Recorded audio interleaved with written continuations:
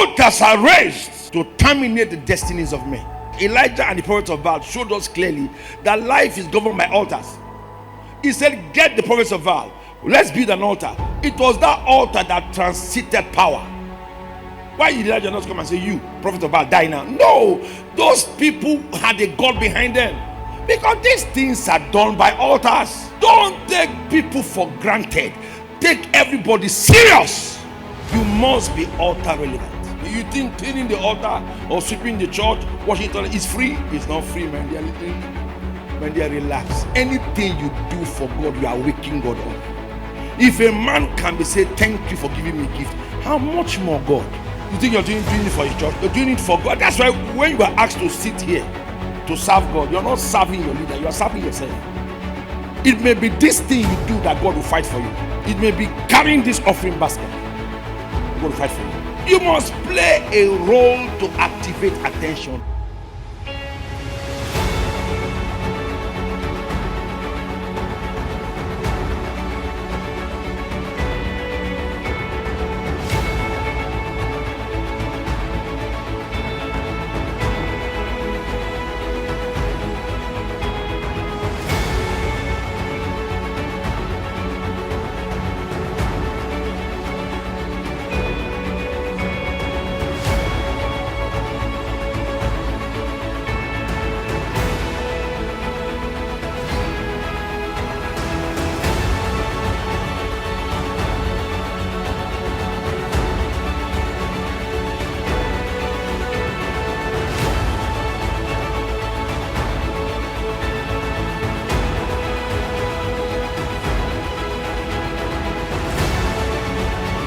We live in a battle-oriented world. We all need to be battle-ready as a people. We need to be altar-powerful. We need to be altar-relevant. Demons must bow to a God who is powerful. Demons will only bow to a God who is powerful. Not a man who shouts, to a God who is powerful.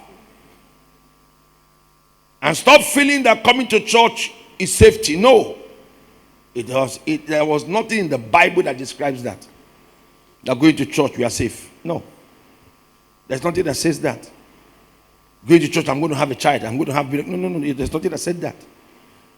It is how relevant you are in the presence of God that gives God the access to defend you in the days of crisis. Altars can only work when you are activating them. The altar you don't feed will make no sense. Many years ago in Onitsha here, I was privileged to have a fellowship there, and then a young family came to see me and said they are in trouble. What's the problem? Their son is behaving as if he's... And then I asked them, where did you get the child? And they said, across here. The person that gave them the child said, return back when the child is born and build altars of sacrifice. As they got the child, and that's why you must be careful with the things you say with your mouth. when you are looking for something, be careful. You think the thing has forgotten. You think so? No. So they made all kinds of vows. You see, give me a child. So the king gave them a child, whatever gave them the child. The boy is 17 and they've not gone back. The guy was like a wayward dog. He would hold the father, and he was very powerful. Jack him up and hit him on the floor. His father. He would tell the mother to go and cook food for him to eat. The mother would cook the food, tell the mother to serve him. His mother, biological mother. He was flogging his parents. So when he told me, so I said, how did you get this boy? He says I said, have you gone back to feed the person that gave you? They said, no. I said, okay. I said, go and look for the person. The person was dead. You see, they did not service the shrine. You are talking anyhow before God. No problem. God, if you give me this house, I'm going to give you 2 naira. You give yourself for leave that thing. God is God of grace. God of grace, have you? No problem. No. If the devil can remember like that, God will remember better. You should be scared of God more. not Satan. You should be more scared of God than the devil.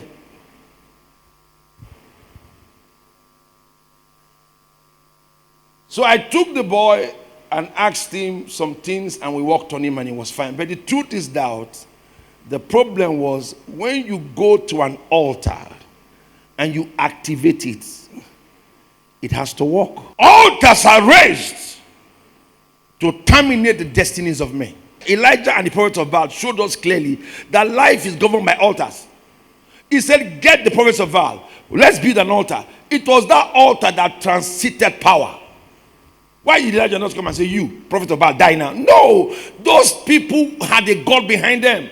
Because these things are done by altars. And you in the church, you don't have anything like an altar. You just come to and go home. Come, go home. Come, go home. Come, go home. That's all.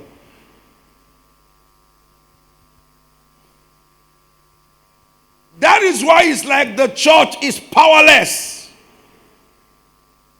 Because the people in the church don't know the importance of the effectiveness of the altar. Somebody tells you go see, you go home and sleep. No, you go see. By night, I will come towards you.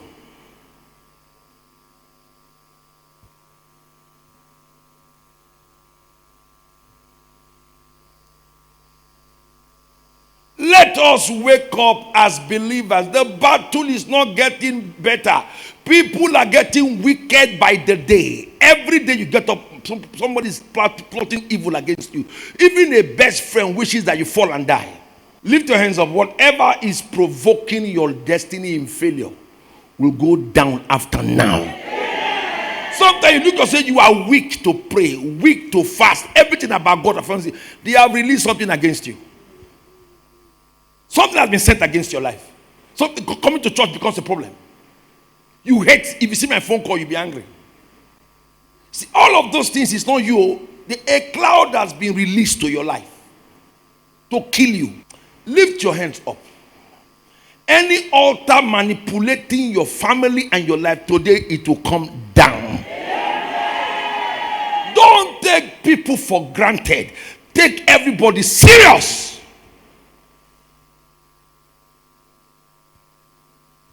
You must be altar relevant.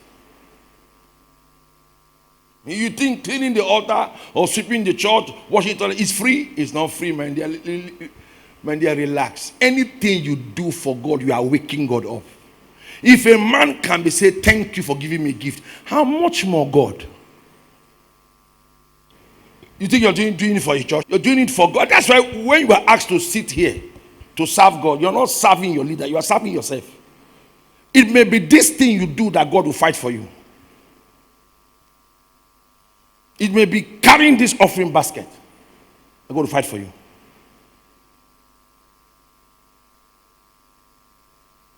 You must play a role to activate attention. Write it in your book. You must play a role to activate. You can't be sitting down in church every day of your life. You must play a role to activate attention in your life. You do nothing in somebody's life and you say the person should love you. How is this person going to love you? How do you want to be loved when you are doing nothing in someone's life? I don't get it. Because you're a human being. No, you must be doing something in someone's life that will attract the attention you deserve.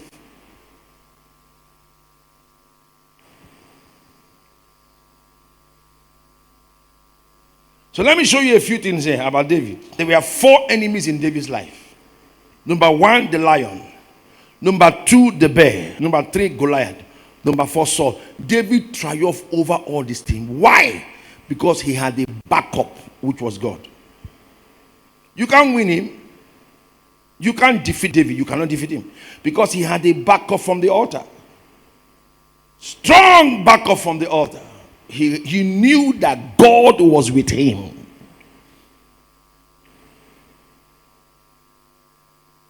You see, many years ago, I went to a town to go and destroy. Then I go to pray for people in their village.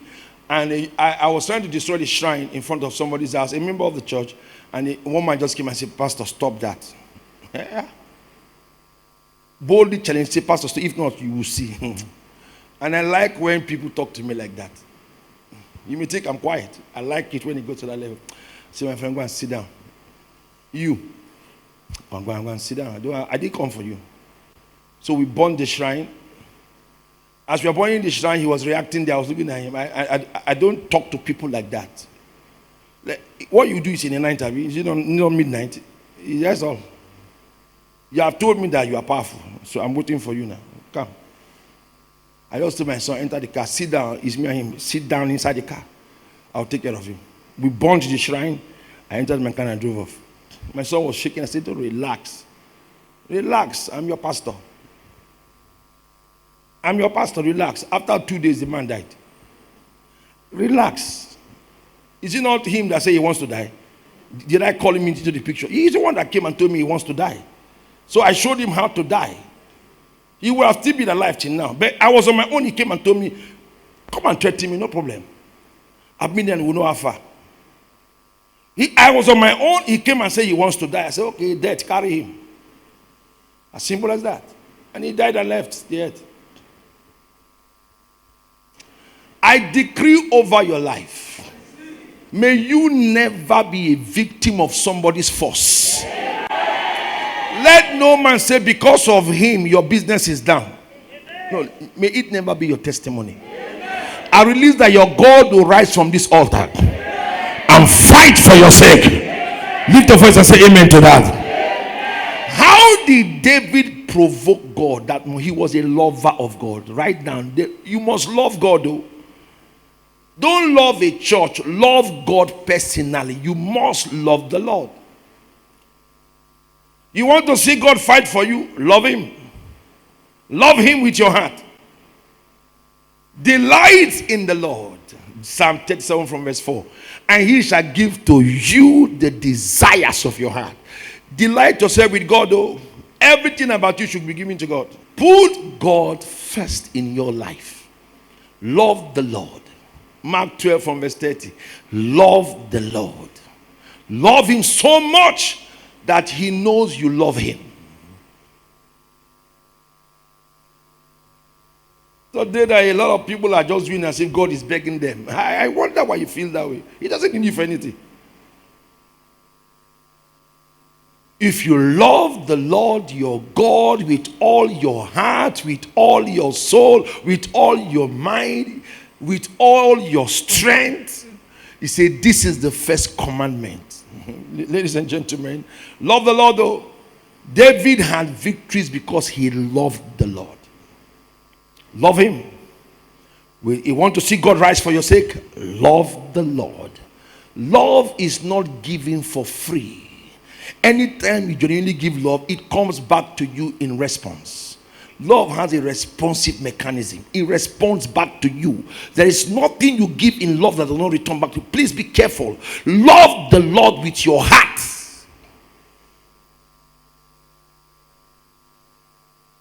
My wife knows her place in my life. I don't share that.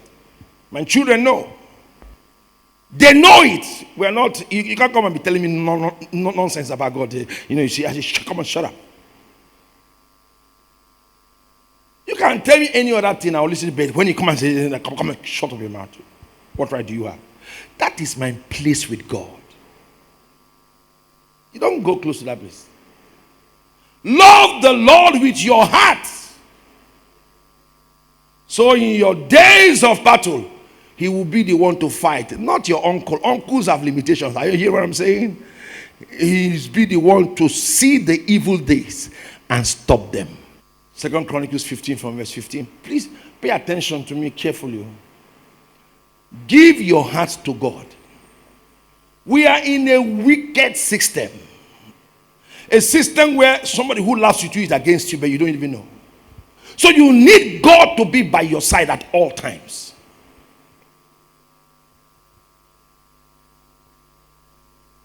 Tell somebody, love the Lord.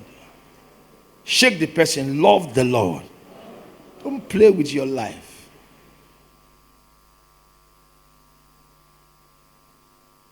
Second Chronicles 15 from verse 15. Give your everything to God. You know, I go to church, I'm a very serious Christian, but you don't have anything that's connecting to him in your life. All Judah rejoiced at the oath, for they had sworn with all their heart, not with part of their heart. Not here, husband, here, wife, here, child. Where's God now in your heart? Where's God in your heart? That is why you do the things you do. You don't have even small honor for him. Remember, when you are in the death traps of life, nobody can come home. When a man enters the labor room, do they ask his wife, the husband, to follow her? No. Why? Your son to follow you?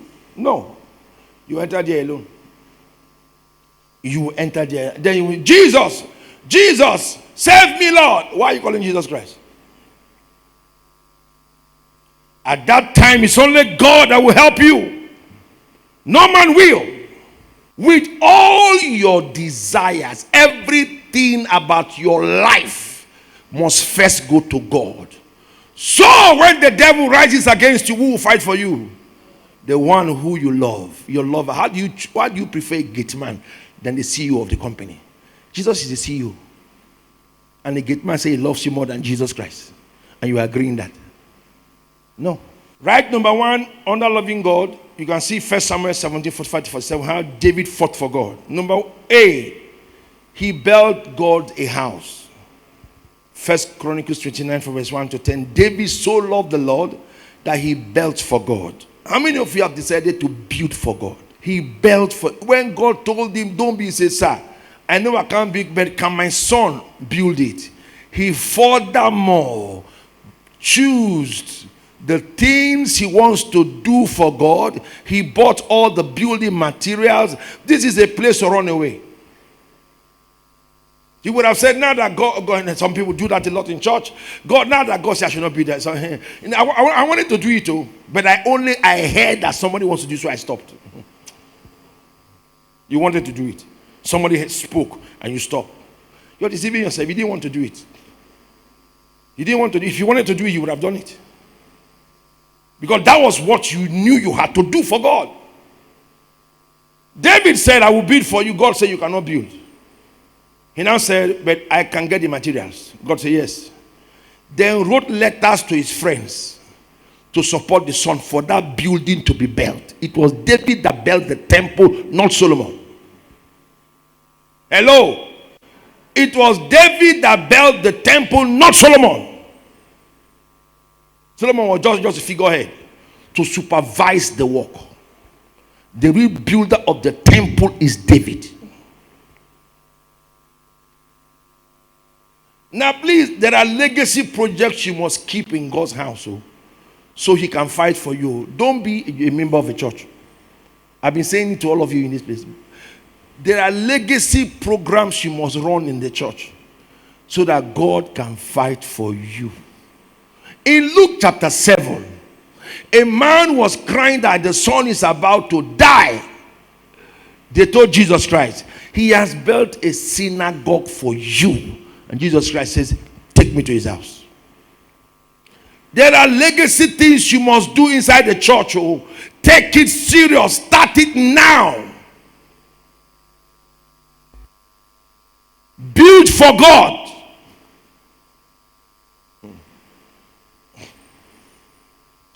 Don't wait for people. Build for God.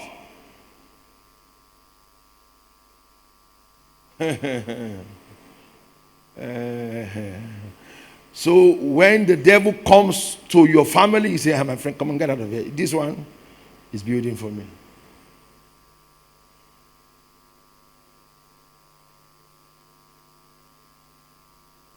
Somebody brought money to Bishop. I won't forget that story.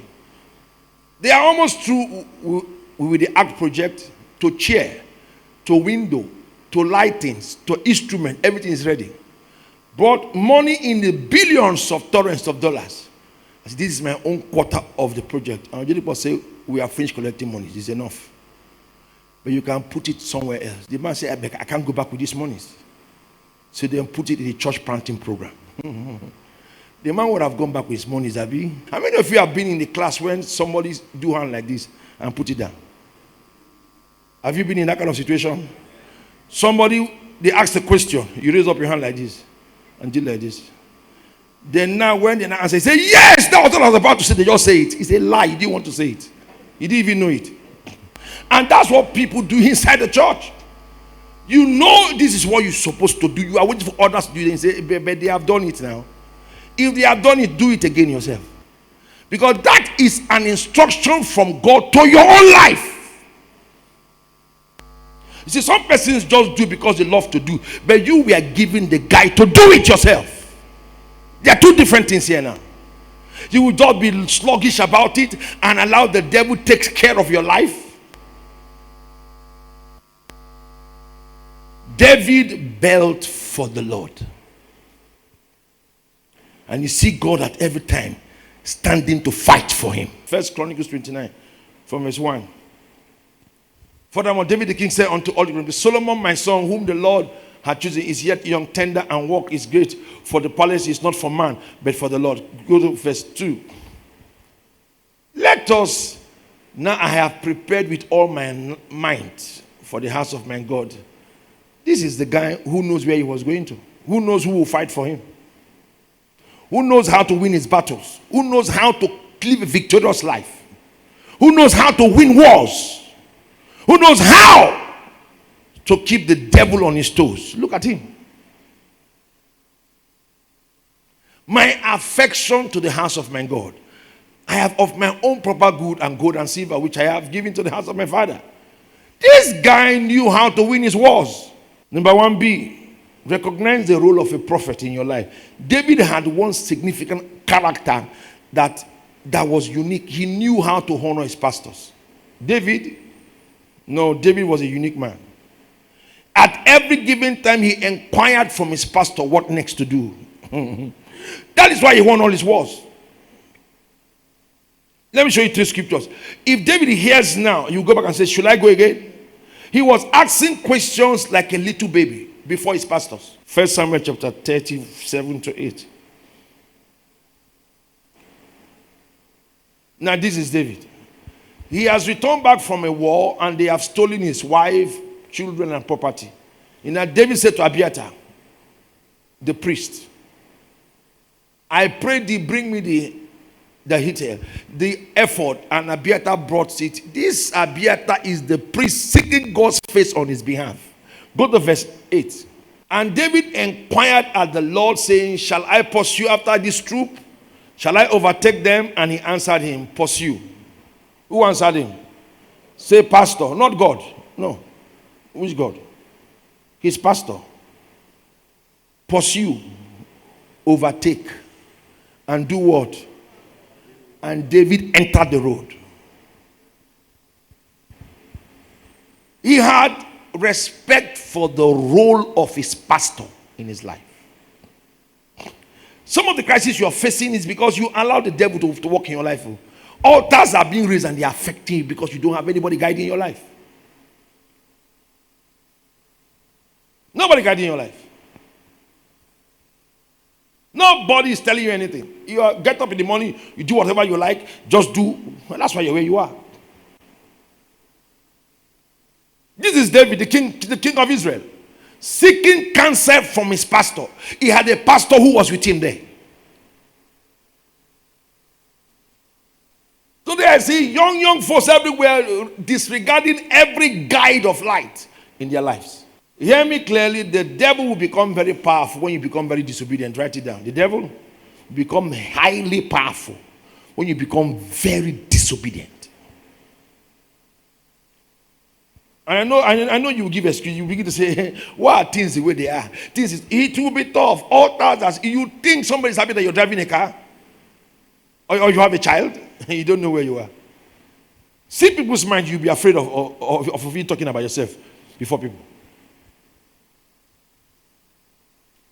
Can you imagine David just said, they took my child. Let's go.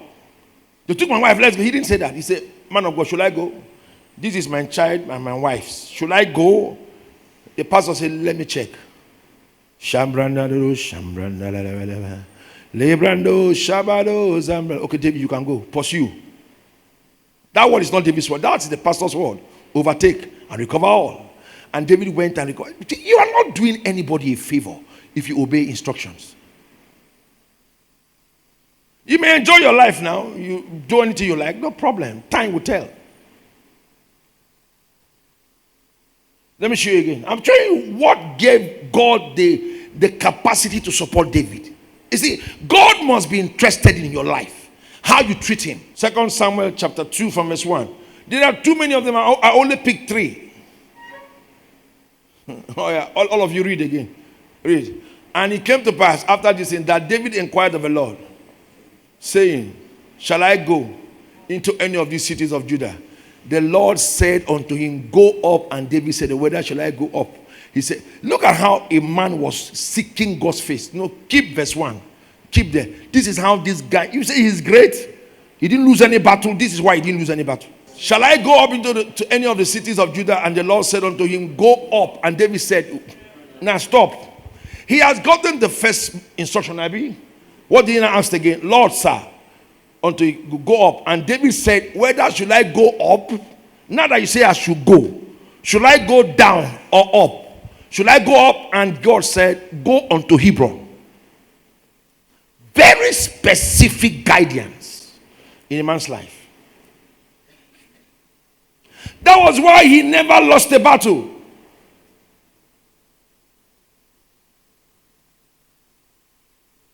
That was why this guy never lost a battle in his life.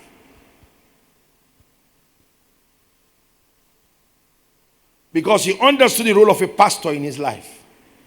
He knew he had a pastor that he must seek counsel to before he act on anything connecting to his life. 2 Samuel chapter 5 from verse 19. Don't allow a foolish God from an altar rise against you. Say amen to that. Don't allow. David inquired. I read again. David inquired, shall I go up to the Philistines? Wilt thou deliver them unto my hand?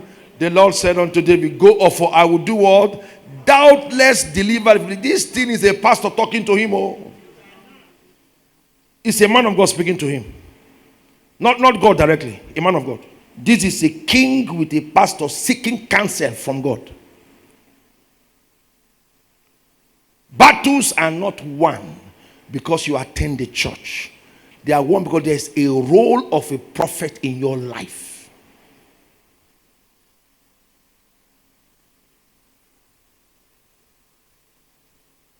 Just imagine how many crises people are giving to themselves in this life because they don't listen to anybody.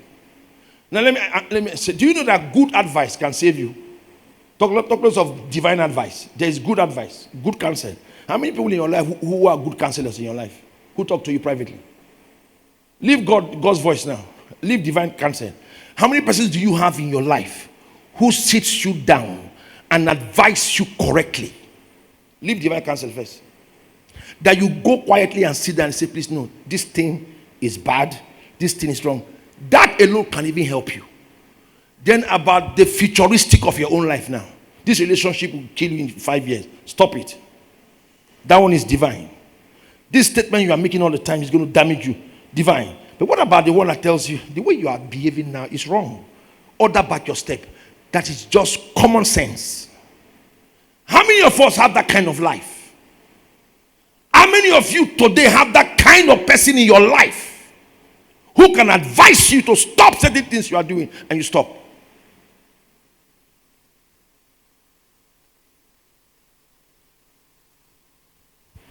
This is why David succeeded. That was why the altar stood for him. Because he was divinely guided. Stand on your feet.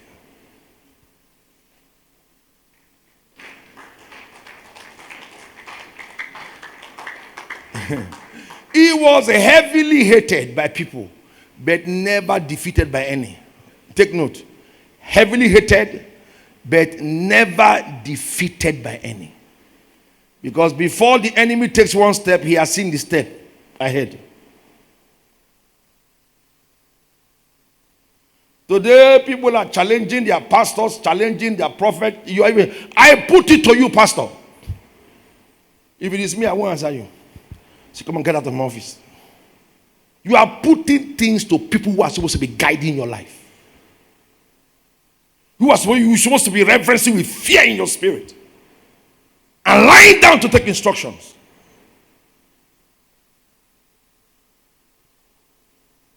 That is why it's as if a prayer house is more powerful than your God. Somebody invokes a shrine, it affects you. Somebody says something wicked, it happens to you. Because there is no guidance. Nothing is guiding you in your life. Thank you for watching. We hope